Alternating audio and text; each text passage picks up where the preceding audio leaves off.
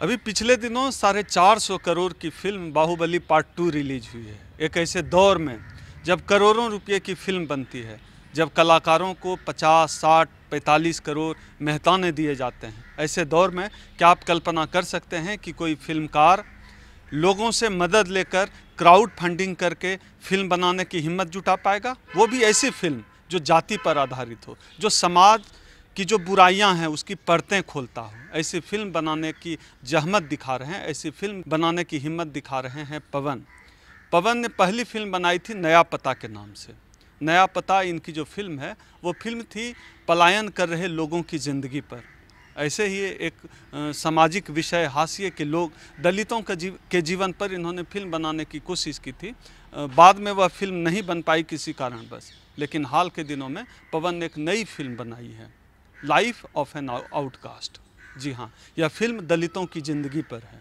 आज इस फिल्म के निर्देशक पवन खुद हमारे साथ हैं बात करने के लिए। उनसे हम समझते हैं कि आखिर क्यों उन्होंने इस विषय को ही चुना फिल्म बनाने के लिए। पवन, स्वागत है आपका नेशनल दस्तक पर। पहला सवाल तो यह है आपसे कि आपको यह विषय ही आपने क्यों चुना फिल्म बनाने के लिए कि दलितों पर कोई फिल्म बनाई जाए? देखिए, मुझे लगता है कि कलाकार की जिम्मेदारी होती है कि समाज में जो डिस्कोर्स मर रहा है उसको मेन स्ट्रीम में लाना। और मुझे लगता है कि आज ही से नहीं, सनातन काल से और पता नहीं कितने हज़ारों सालों से सोशल इंजस्टिस हमारे देश में होता हुआ आया है। और एज ए कलाकार मैं अपनी जिम्मेदारी समझता हूँ कि उस सोशल इंजस्टिस के बारे में बात करूँ। और मुझे लगता है कि मैं फिल्म जब बना रहा हूँ तो मेरा मकसद होना चाहिए उन सारे मुद्दों को मेन स्ट्रीम में लाना जो मुद्दे दबा दिए जाते हैं, जो कोई आम कलाकार या कोई आम लोग उठाने की जहमत नहीं उठाते हैं। बहुत रिस्क होता है उसमें, और इसलिए मैंने देखा है, वो संघर्ष देखा है, जाति का विमर्श बहुत करीब से देखा है मैंने। जाति के नाम पे जो शोषण होता है हमारे समाज में, उसको मैंने बहुत करीब से देखा है। इस पर बहुत रिसर्च किया है, पढ़ा है, अपने घरों में देखा है, अपने आसपास समाज में देखा है। मैं भारत के दक्षिण टोलों की कहानी जानता हूँ कि वहाँ क्या होता है, वहाँ रातें कैसे बीतती हैं, शाम कैसे होती है, सुबह कैसे होती है, दोपहर कैसा होता है, बहुत करीब से देखा है। वो विजुअल्स मेरे दिमाग में हैं। तो जब फिल्म बनाने का जब भी कोई कहानी आती है तो ग्रामीण पृष्ठभूमि मुझे बहुत आकर्षित करती है। और ग्रामीण पृष्ठभूमि में मेरा मानना है कि जो लोग जिनके साथ सोशल इंजस्टिस हुआ है वो मेरे हीरो हैं। मेरे हीरो वो नहीं हैं जो समाज ने स्थापित किए हुए हीरो हैं, वो हीरो नहीं है मेरे हीरो वो हैं जिनको समाज ने दबा दिया है। मेरे हीरो हैं, मेरे फिल्म का प्रोटैगनिस्ट उस समाज से आता है जिस समाज को भारतीय मुख्य धारा के लोगों ने बहुत बुरी तरह कुचला है, दबाया है। वो मेरा फिल्म का हीरो अच्छा पवन, भारतीय फिल्में जो हैं, ख़ासतौर पे जो हिंदी फिल्में हमने देखी है, उसमें दलितों को बेचारा किस्म का दिखाया जाता है। तो आप सिनेमा में दलित को कहाँ देखते हैं? देखिए, भारतीय सिनेमा में दलित को आप देखेंगे तो जितनी भी आप अगर मेन स्ट्रीम बॉलीवुड सिनेमा की बात करें, हिंदी सिनेमा, तो ज़्यादातर जो लोग हैं ना, फिल्म मेकर भी समाज का हिस्सा होता है। समाज में एक आदमी जैसे बिहेव करता है, आप उम्मीद नहीं करते हैं कि फिल्म मेकर बनने के बाद वो उसकी विचारधारा बदल जाएगी। वही विचारधारा वो फिल्मों में भी दिखाएगा। तो समाज में जब जो मेन अपर कास्ट के जो लोग हैं, वही फिल्मों में उनकी ही भागीदारी ज़्यादा है, और वही विचारधारा में सिनेमा में देखने को मिलती है जो समाज में है। तो दलितों की जो स्थिति है, वही स्थिति सिनेमा में जो स्थिति है, समाज में जो स्थिति दलितों की है, वही सेम स्थिति सिनेमा में भी है। जैसे समाज में वो दबे कुचले हैं, वैसे ही सिनेमा में भी उनको दबा कुचला ही दिखाया जाता है। और कभी दिखाया भी जाता है तो बहुत मजाकिया तौर पे दिखाया जाता है। समाज में अगर ऑप्रेस्ड हैं वो, तो सिनेमा में भी ऑप्रेस्ड ही दिखाया जाता है उनको। कोई ये जहमत नहीं उठाता है कि उनको हीरो बनाकर या उनके संघर्ष की कहानी। तो पवन की फिल्म का दलित कैसा है? मेरे सिनेमा का दलित, मैंने दिखाया है कि समाज कैसे उसको दबाता है, लेकिन मैंने दिखाया है कि दलित कैसे संघर्ष करके उन दमन से लड़ता है वो, और कैसे वो पॉजिटिव रहता है। क्या कौन सी ऊर्जा है जिससे वो पॉजिटिव हो पाता है, उसकी तार्किकता कहाँ से आती है, वो कैसे ये पूरे मनुवाद को और धर्म की जो जड़ता है उससे कैसे वो लड़ता है वो, और कैसे धीरे धीरे उसका कॉन्शियसनेस डेवलप होता है इस कास्ट के लिए। मेरा दलित है सप्रेस्ड, लेकिन वो लड़ने की क्षमता है, उसके अंदर हिम्मत है। वो जानता है इस भारत के कास्ट पॉलिटिक्स को, उसे पता है कि कैसे प्रतिक्रिया करनी है, कैसे लड़ना है हमें, और कैसे अपनी बात रखना है। वो अम्बेडकर से इंस्पायर्ड है मेरा कैरेक्टर। तो पवन, आपकी फिल्म का जो कैरेक्टर है, जो नायक है, वो अम्बेडकर से प्रभावित है। तो इस फिल्म का जो निर्देशक है पवन, वो कितना प्रभावित है अम्बेडकर से? बिल्कुल, मैं बहुत अच्छी तरीके से प्रभावित हूँ, और मैं अम्बेडकर के विमर्श को बहुत अच्छे तरीके से जानता हूँ। और मुझे लगता है कि अम्बेडकर हमेशा प्रासंगिक हैं। अम्बेडकर को बहुत बार बार पढ़ने की ज़रूरत है। और उनके डिस्कोर्स को जो लोग हाईजैक करने की कोशिश कर रहे हैं, हम जैसे लोग अगर हम कुछ अम्बेडकर की बात नहीं करेंगे तो वो लोग अम्बेडकर की बात करेंगे जो अम्बेडकर विरोधी हैं। तो हमारी जिम्मेदारी है कि अम्बेडकर को डिस्कोर्स को सही दिशा में ले जाएं। ये मैं अपनी एज ए फिल्म मेकर जिम्मेदारी समझता हूँ मैं अपनी, कि अम्बेडकर का जो डिस्कोर्स था उसको सही दिशा में, और मैं बताऊँ कि अम्बेडकर आज भी कैसे रिलेवेंट हैं, भारत के महानायक हैं वो। भारत की समाज का जो डॉक्टर है ना, वो अम्बेडकर हैं भारतीय समाज के। अभी आपने खुद ही बात कर दी कि अम्बेडकर को वो लोग हाईजैक कर लेंगे जो अम्बेडकर के विरोधी हैं। तो अभी का जो देश का जो माहौल है, परिस्थितियां हैं, ऐसे में आप लेखकों की हत्या हो रही है, साहित्यकारों की हत्याएं हो रही है, ऐसे में आप ऐसे गंभीर विषय पर फिल्म बनाने की हिम्मत कैसे जुटा रहे हैं? हिम्मत आती है डिस्कोर्स से। और आप जब पढ़ते हैं ना आप, और जो पीड़ा होती है पढ़ने के बाद, जो कन्विक्शन आता है, वहाँ से हिम्मत मिलती है। मुझे लगता है कि चुप रह के मर जाने से अच्छा है कि आप बोल के मरें। मैं नहीं बोलता हूँ कि मेरे ऊपर कल हमला हो जाएगा, ऐसा कुछ नहीं है, और होगा भी तो कोई मतलब मुझे दिक्कत नहीं होगी, लेकिन मैं सच बोलूँगा। जो मेरा जो सच है, जो मैंने देखा है, जो जिया है, उसको मैं बोलूँगा हमेशा। आप पवन बात कर रहे हैं कि जो है आपके फिल्म का नायक विद्रोह करता है। तो आपने लगातार अध्ययन भी किया दलितों की स्थिति पर, अंबेडकर का साहित्य पढ़ा। तब के समाज में जो आपने पढ़ा, समझा, जो आपने देखा, और अभी के समाज में दलितों की स्थिति में आपको क्या अंतर दिखता है? एक फिल्मकार के कैमरे की नज़र दलितों को, आज के दलित को कहाँ और कैसे देखिए? ये अंतर मैंने अपनी फिल्म में भी दिखाया है। देखिए, जब 40s 60s की बात करें, उस समय हम छुआछूत और अनटचेबिलिटी के नाम पे दलितों को ऑप्रेस करते थे। अब हम पॉलिटिकली उनको ऑप्रेस कर रहे हैं। अब जब से मतलब अब पूंजी के नाम पे उनको ऑप्रेस करते हैं। पहले हम सामाजिक बहिष्कार करते थे, उनको दक्षिण टोले में रखा गया। वेद के नाम पे हमको ऑप्रेस करते थे, आज हम पूंजी के नाम पे उनको ऑप्रेस करते हैं। आज उनको आरक्षण के नाम पे ऑप्रेस कर रहे हैं, उनको गिल्ट फील कराते हैं, तुम आरक्षण से आए हो। तो दमन का तरीका बदल गया है, दमन वही है। आज भले अब इंडियन एक्सप्रेस की खबर है कि भारत में हर चौथा आदमी अनटचेबिलिटी प्रैक्टिस करता है, और वो 3 लोग नहीं करते हैं। लेकिन वो 3 लोग जो नहीं कर रहे हैं ना, वो पूंजीवाद के तरीके दमन कर रहे हैं, वो भी दमन कर रहे हैं। लेकिन वो छुआछूत के तरीके से भले ना कर रहे हो, क्योंकि उनको लगता है कि हम पढ़ लिख गए हैं तो नहीं मानना चाहिए। लेकिन ऑपरेशन का तरीका बदल गया है, ऑपरेशन अभी भी है। और मैंने ये चीज़ फिल्म में दिखाई है। मैंने 30 साल का पीरियड दिखाया है फिल्म में, और दिखाया है कि 1970 में किस तरह का दमन होता था, 1990 में किस तरह का दमन होता था, और 2016 में किस तरह का दमन हुआ है। मैंने 3 तरीके के दमन दिखाए हैं फिल्मों में। पवन, आपकी फिल्मों में दमन भी है, आपकी फिल्मों में प्रतिरोध भी है, लेकिन क्या आपकी फिल्म का नायक हो सकता है जीत गया हो, पर क्या असली जीवन में किसी रोहित वेमुला के रूप में नायक मर नहीं जाता है? बिल्कुल मरता है नायक। इस देश में ज़्यादातर जो नायक हैं ना, वो मर ही गए हैं, और या उनको मार दिया जाता है। और अब देखिए, मैं बताता हूँ कि होता क्या है ना, कि समाज में हम नायक उसको बना लेते हैं जो जीत जाता है, लेकिन जो हारने वाले लोग हैं ना, उनके संघर्ष को आप देखिए। वो नायक बनने की सारी संभावनाएं उनमें होती हैं, लेकिन हम नायक नहीं बनाते हैं उनको। समाज नायक मानने के लिए तैयार ही नहीं है उनको। वाकई आप देखिए, रोहित वेमुला जैसे लोग नायक हैं इस समाज के, क्योंकि वो भले वो मर गया, रोहित वेमुला ने सुसाइड कर लिया, लेकिन सुसाइड तो मैं उसको बोलता ही नहीं हूँ, वो तो हत्या है, एक सामाजिक हत्या है। जब भी कोई आदमी समाज में सुसाइड करता है ना, तो समाज थोड़ा मर जाता है।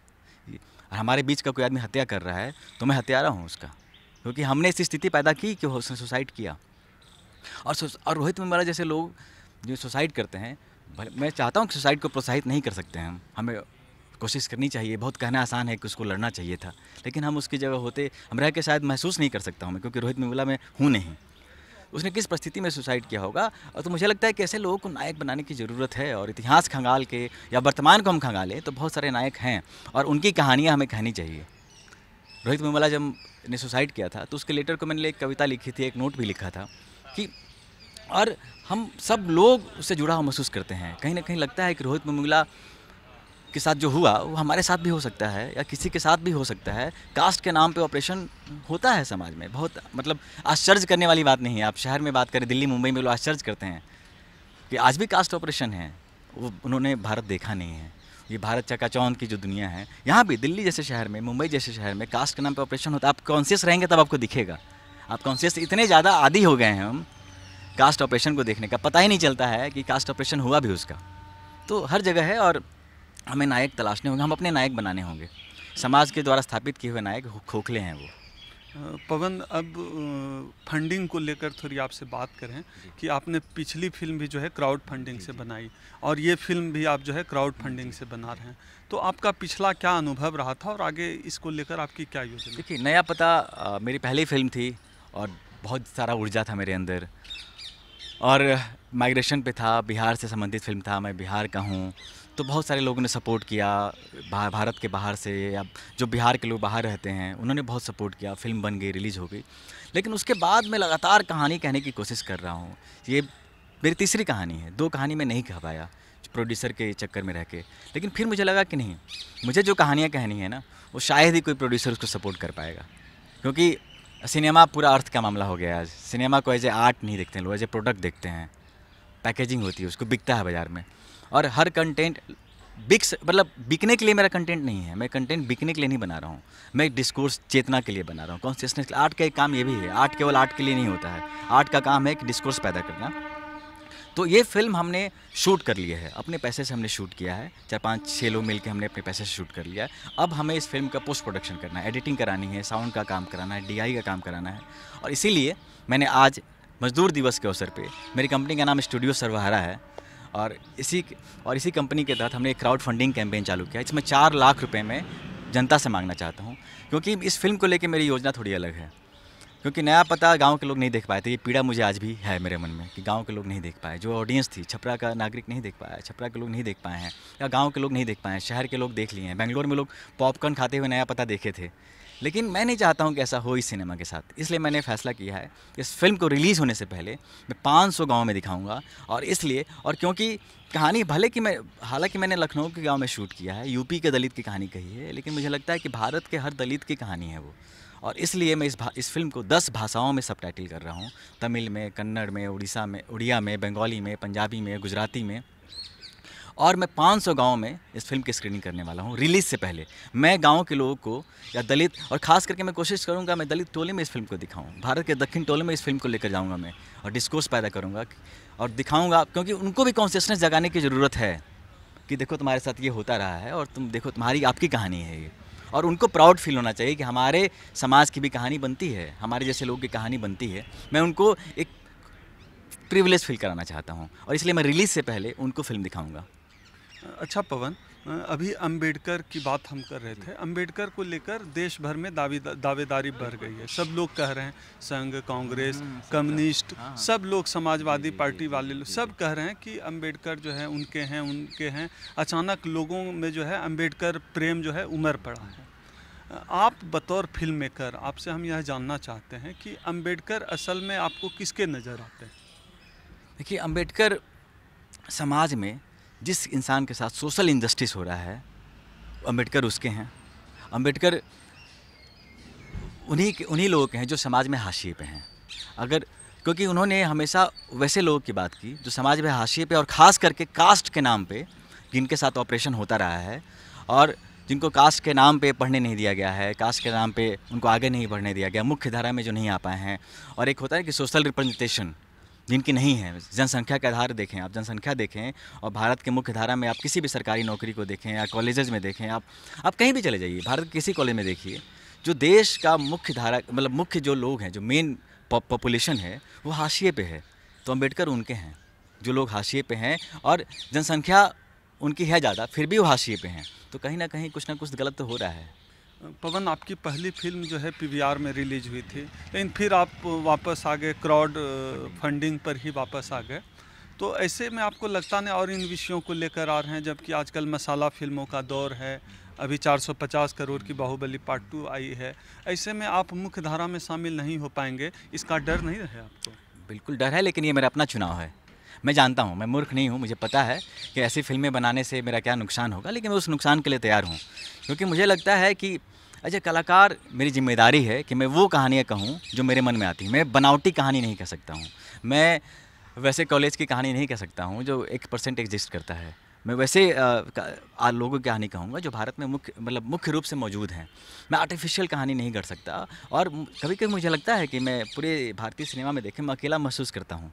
लेकिन जब देखता हूँ लोगों को, मेरे अपने ऑडियंस को, जो मेरे फिल्म को पसंद करते हैं, जैसे आप लोग जैसे लोग मुझे मौका दे रहे हैं बोलने, तो मुझे लगता है कि मैं अकेला नहीं हूँ, मेरी आवाज़ को भी आवाज़ देने वाले लोग हैं। तो डर नहीं लगता है। तो पवन, आप इन विषयों पर फिल्म बनाते हैं, ऐसे विचार हैं आपके, तो मेरा आखिरी सवाल आज यही है कि पवन एक फिल्म मेकर है या एक एक्टिविस्ट है? देखिए, मैं एक बात बताऊं आपको कि इंसान जैसा होता है ना वैसा ही होता है। अगर ऐसा नहीं कि मैं अगर डॉक्टर होता तो कुछ और होता, जो मैं हूँ उसी तरह का इंसान बनूंगा मैं। अगर ऐसा नहीं कि मैं डॉक्टर बन जाऊंगा तो कोई और इंसान हो जाऊंगा। जैसा मैं इंसान हूँ वैसा ही डॉक्टर होऊंगा, जैसा मैं इंसान हूँ वैसा ही खिलाड़ी होऊंगा, जैसा मैं इंसान हूँ वैसा ही सिंगर होऊंगा, तो जैसा मैं इंसान हूँ वैसा ही फिल्म मेकर होऊंगा। तो पहले मैं इंसान हूँ, बाद में फिल्म मेकर मैं बना हूँ। इंसान हूँ मैं पहले, मेरी विचारधारा ज़्यादा इंपॉर्टेंट है, तो फिल्म मेकर मैं बाद में हूँ। जो मेरी कॉन्शियसनेस है, जो मेरी चेतना है, जो विचार हैं, वो ज़्यादा इंपॉर्टेंट है।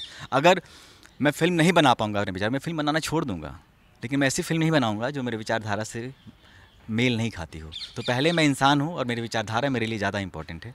विचारधारा छोड़ के मैं खोखला नहीं होना चाहता हूँ।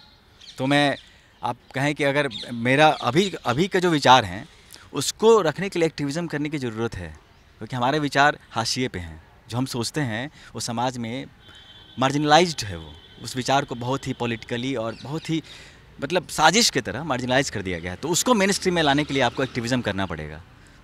तो मैं मुख्य रूप से एक्टिविस्ट हूँ, और क्योंकि मैं कलाकार भी हूँ तो अब मेरा जो माध्यम है एक्टिविज़म करने का वो फिल्म है। आज पूरे देश में देखिए सोशल जस्टिस की बात हो रही है, लोग अपने अपने तरीके से कर रहे हैं। लेखक लोग लिख के कर रहे हैं, कवि अपने कविता लिख के कर रहा है, जर्नलिस्ट लोग जर्नलिज्म करके कर रहे हैं। तो एज ए फिल्म मेकर मेरी भूमिका है कि सोशल जस्टिस की बात मैं फिल्म के माध्यम से करूँ। तो ये थे पवन, जिन्होंने न केवल बाबा साहब को जिया है बल्कि बाबा साहब का असर इनकी फिल्मों में ही दिखता है। पवन के साथ बाबा साहब इनके फिल्म के कैरेक्टर के साथ मौजूद हैं, पवन के साथ मौजूद है। पवन लगातार समाज की सच्चाइयों को अपने फिल्म के माध्यम से सामने ला रहे हैं, और यह वैसे दौर में कर रहे हैं जब करोड़ों रुपए की फिल्म बनती है, करोड़ों रुपए हीरो लेते हैं फिल्म के लिए। ऐसे दौर में ये क्राउड फंडिंग से फिल्म बना रहे हैं। हम आपसे भी अपील करते हैं कि आप भी इनकी फिल्म को योगदान करें, अपनी तरफ से मदद करें। कैमरामैन रैन के साथ ओम सुधा, नेशनल दस्तक, मंडी हाउस, दिल्ली।